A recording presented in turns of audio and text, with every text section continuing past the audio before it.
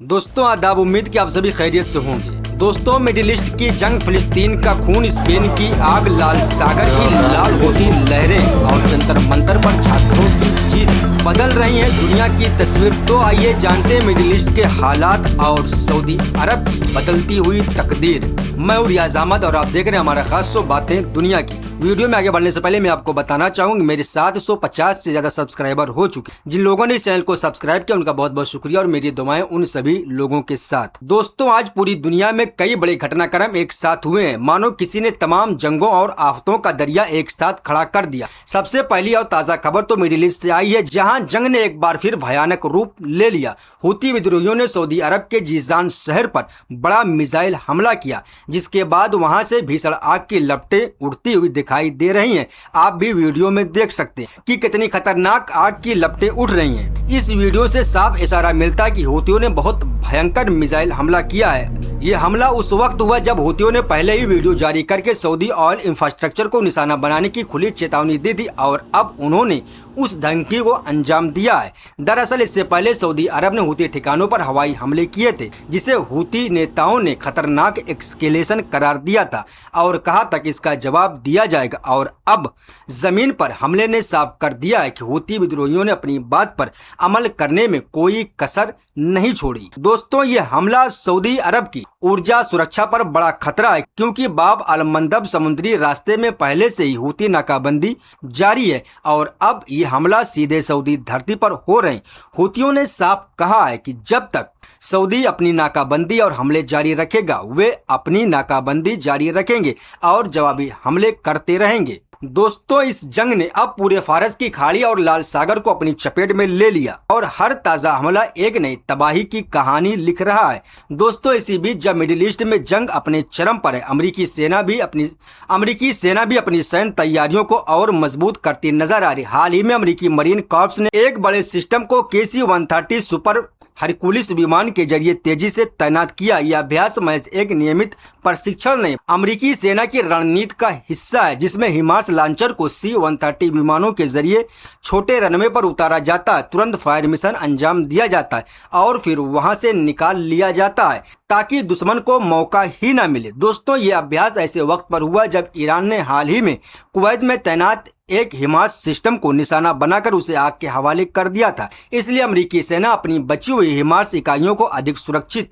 और मोबाइल बनाने की कोशिश कर रही है। दोस्तों, ये तस्वीर अमेरिकी सैन्य तैयारी की एक झलक है, जो दिखाती है कि अमेरिका इस क्षेत्र में अपनी सैन्य मौजूदगी बनाए रखने और बढ़ाने के लिए पूरी तरह तैयार है।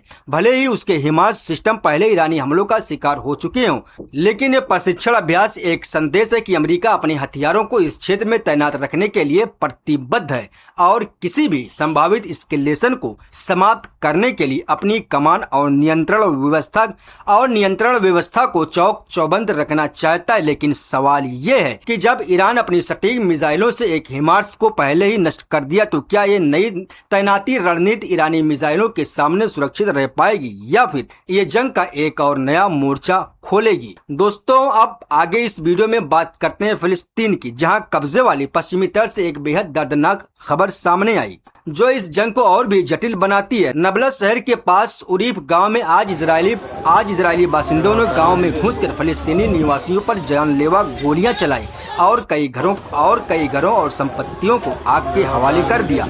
ये हमला उस वक्त हुआ है जब गांव में महिलाएं, बच्चे और बुजुर्ग मौजूद थे और बासिंदों ने बिना किसी उकसावे के अचानक फायरिंग शुरू कर दी, जिससे कई लोग घायल हुए। आग ने तेजी से घरों, खेतों और खलिहानों को अपनी चपेट में ले लिया। स्थानीय लोगों ने बताया कि इजरायली सेना भी गांव के बाहर मौजूद थे, लेकिन उसने बासिंदों को रोकने के बजाय उन्हें सुरक्षा कवर दिया। इस हमले के बाद पूरे इलाके में अफरा तफरी मच गई। लोग अपने घरों और जान माल को बचाने के लिए भागने लगे, जबकि कुछ ने आग बुझाने की कोशिश की, लेकिन आग ने इतना विकराल रूप इख्तियार कर लिया कि कई इमारतें पूरी तरह जलकर खाक हो गईं। यह घटना बासिंदों और फलस्तीनी नागरिकों के बीच बढ़ते तनाव का एक और बड़ा उदाहरण है, क्योंकि हाल के महीनों में ऐसे हमलों की संख्या में काफी इजाफा हुआ है। अंतर्राष्ट्रीय कानून में नागरिकों पर गोली चलाना और संपत्तियों को जलाना एक गंभीर युद्ध अपराध माना जाता है।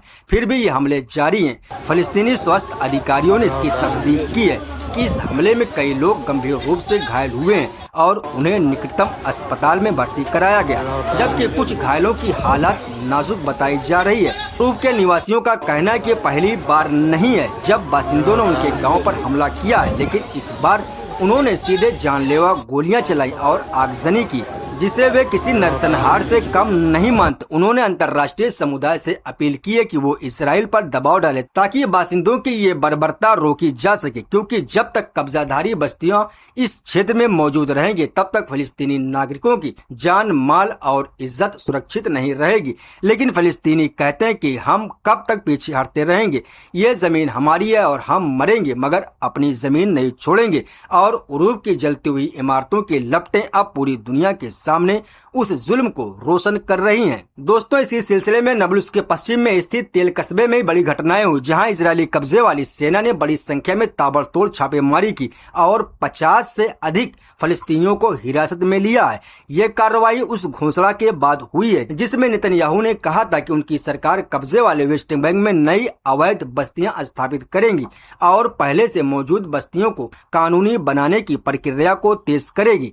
सेना के साथ साथ हथियारबंद बासिंदों की भीड़ ने भी कस्बे पर धावा बोल दिया और फिर निहत्थे फलस्तीनी नागरिकों को मौत के घाट उतार दिया, जबकि ग्रामीण अपनी जान माल बचाने के लिए उन्हें रोकने की कोशिश करते रहे। दोस्तों, जहां एक तरफ मिडिल ईस्ट में जंग और कब्जाधारी बासिंदों के हमले तबाही मचा रहे, वहीं यूरोप इस वक्त एक संकट से जूझ रहा है। स्पेन सरकार को राष्ट्रीय आपातकाल घोषित करना पड़ा, क्योंकि हालात इतने बदतर हैं कि मैड्रिड के पश्चिमी इलाकों में लगी आग फायर ब्रिगेड की क्षमता से बाहर हो गई। तेज हवाओं और भीषण गर्मी ने आग के कई मोर्चों को आपस में मिला दिया, जिससे मैड्रिड के पश्चिम हिस्से में 25,000 से अधिक लोगों को अपने घरों से भागना पड़ा और 20,000 से ज्यादा को लॉकडाउन में रहना पड़ रहा है। मैड्रिड के क्षेत्रीय अध्यक्ष ने इसे इस क्षेत्र के इतिहास की सबसे भयानक आग बताया है और कहा है कि ये एक परफेक्ट स्टॉर्म है, जहां तेज गर्मी, लगातार हवाएं और कई मोर्चों के आपस में मिलने से इस आग को और भी भयंकर बना दिया। स्पेनिश प्रधानमंत्री ने इस हालात को ड्रामेटिक सिचुएशन करार दिया।